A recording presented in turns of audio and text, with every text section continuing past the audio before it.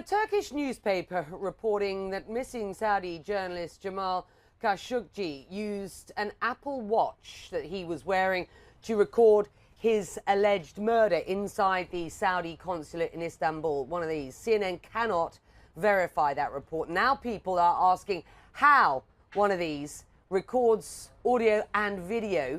Anyway, well, business technology correspondent Samuel Burke joining us now to assess what's going on. And as we try to unpick what is going on in this investigation, walk us through these latest lines, Samuel.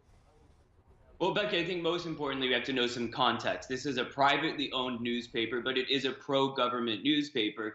So the real questions here are, could this be possible? And did, in fact, the journalist have a watch on? Now, we've been told by friends that they understand that he did have an Apple Watch on, and I've been able to go through Twitter and find a photo from May of this year where we actually see Khashoggi with an Apple Watch on. And if I look closely at this photo, I see that there's a little red mark on it. That indicates that this is a third-generation watch, which means it does have data capabilities. That means it can send information independently of being connected to an iPhone or not. The problem is, officially, Apple says that they do not have data connectivity for Apple Watches in Turkey. And unlike iPhones, they can't roam. Now, that doesn't mean it's impossible. There are always workarounds. But I think that makes it less likely that this indeed could be the scenario. Now, there's always Bluetooth. You've used an Apple Watch, so you know that they can connect without cellular connectivity back to an iPhone.